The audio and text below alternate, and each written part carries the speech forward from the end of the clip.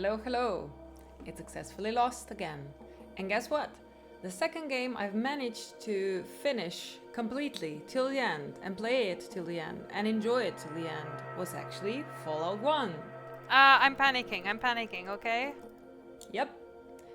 I am that silly person who never played games before but started playing Fallout 2 first and then went to Fallout 1. This will be a tougher cookie, I think. Yeah, I know. Ew. So today I'm gonna tell you a little bit about how I see Fallout 1. It sure justifies the name. It is Junktown, alright. Wow. They upcycled. So nice. And I'll compare it to Fallout 2, I think.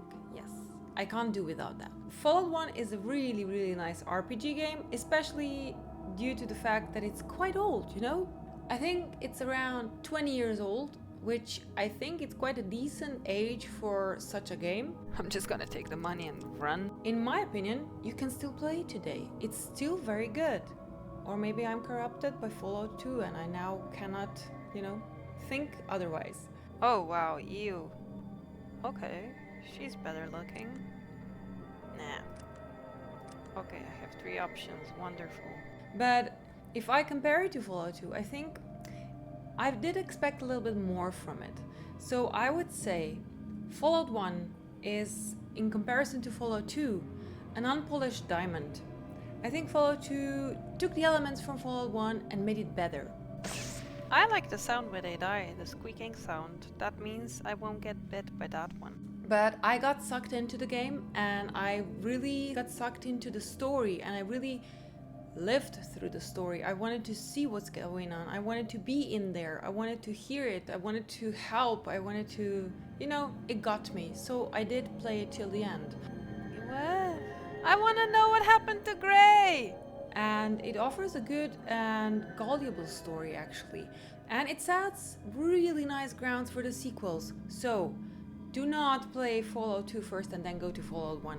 I deeply suggest and I would advise you to start with Fallout 1 if you ever think of playing this game and then go to Fallout 2. Don't make my mistake. Ah, well, I shouldn't do this, but you seem like a nice enough person. Come on in, but don't make any trouble. Okay, see, all I have to do is complain. If I complain, I get in.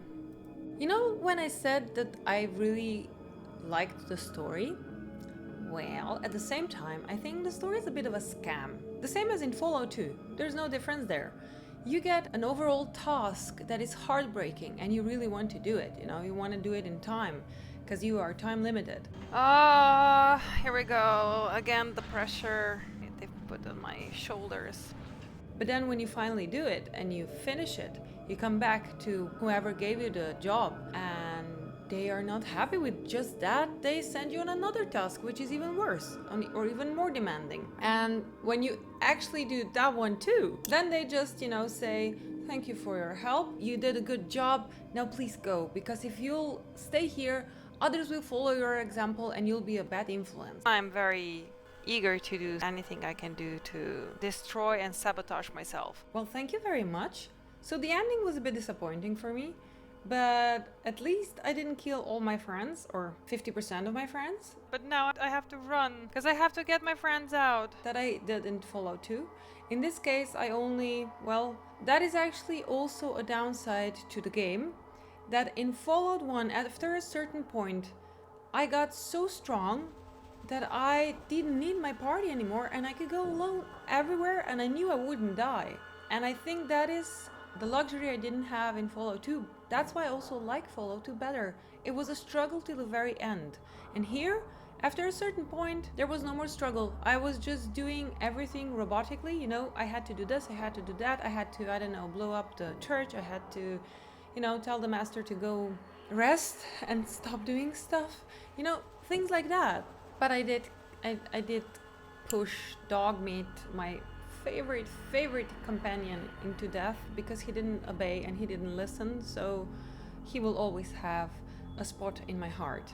What I didn't like in this game particularly, I did not like the fact that when you barter, you can only insert an amount of money in 3 digits. Like at the beginning when I was still poor, that was just fine. But then I got a lot of money, right? Because you loot a lot and you kill a lot, so that is normal. See, she's already thinking about killing this time. And I wanted to purchase stuff that were, I don't know, worth of 5,650 something, right? So I had to split that amount into 999 so many times that I didn't like that. It was annoying because you do barter a lot, so that was very annoying, and Fallout 2 completely corrects it. And the second thing I didn't like, you did not have any influence on your companions, so you couldn't have improved them. They do not level up with you or alone, it doesn't matter. You can't give them better armors. You can give them weapons though, but no armors. You can do that only by stealing. You can't talk to them. You can't really, I don't know. It's quite raw. I think Fallout 2 again makes a good balance in this area. Just do the things you learned and don't run around like a headless chicken.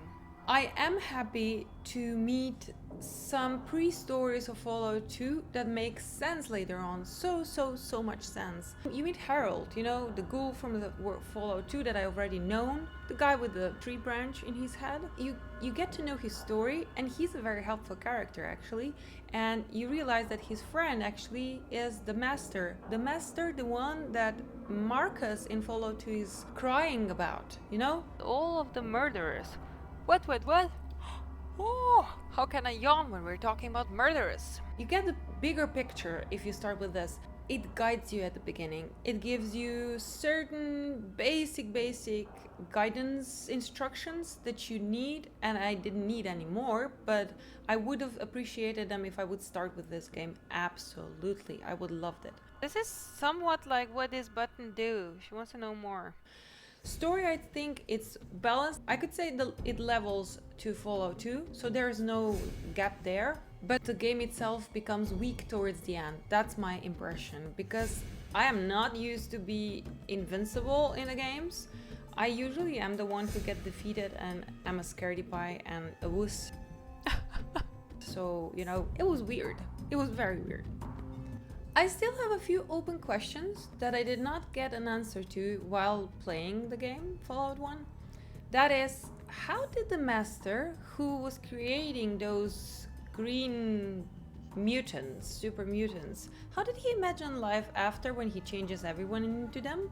Because he was creating mutants that cannot have any descendants, and they were pretty dumb, Their main task was to kill and to scratch their butt and smell their fingers. So, I don't know, I think he had some things unfigured out still.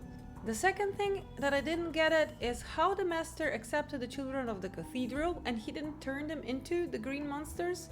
What was the connection there? I did not get the answers in the game, and I would love to have those.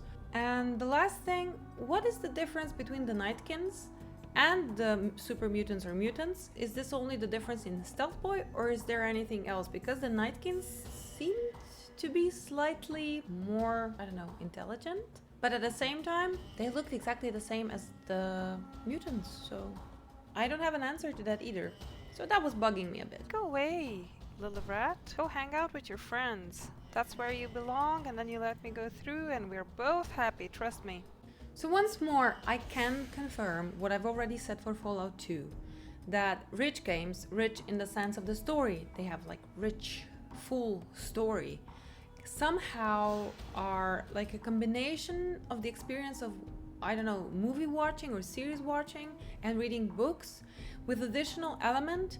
You get to live into the story. I really get sucked into it, and those who watched me know that I was feeling the game. Okay, let's see. Can I change the name? Yay! That's the most important one. I don't want to be Natalia. I'll be lost. Even though it's bird's eye view, which I deeply appreciate, and I actually very much like it because it gives you the control over the space, and I think I managed to handle everything better now that I've tried, dipped my finger into the first-person shooter stuff. And at the same time, it gives me that slight distance from my own character, which is also good for me, because I obviously can really relive what my characters go through. Why am I not running?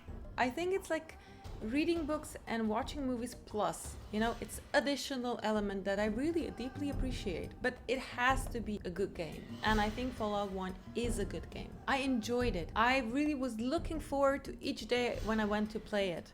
I had fun. I was irritated at times and I did struggle, but I did not hate it for it. There are some games where I hated the struggle because I thought it was only the struggle without any reason or purpose, you know? But here, it was more of a self-test, what you can do, how you can do it, how your moral compass works, something like that. And I think I like that. That's something for me. And if you are like me, I think this would be a good game for you. It has its lacks and downs, but they are very minor if you consider the age of the video game. I think really it's a perfect base for Fallout 2 that you can continue with. And I think you need to have Fallout 1 and 2 if you want to go into the Fallout world anyway. So I would recommend you to start with it, you know, go for it. Especially if you like the story of after-war period and re-establishment of the society and, you know, how people react to it and how people work with it. And there are like pinches of surprises here and there. So I think, yeah, you'll like it. Go for it. Why not? So that was that.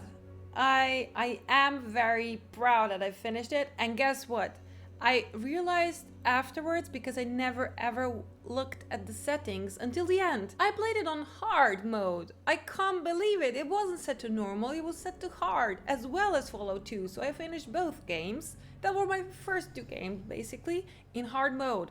So now I know why I did struggle that much. But hey, I did it. Now I feel really good about it. That was like my short recap of it all. And I will continue with Fallout story because I want to know how it goes. So I'm gonna start slowly with Fallout 3, like continuation of it. And if you want to know how I work on that one, you are invited to join me in my Twitch channel. Otherwise, I will make sure to tell you all about it here as well.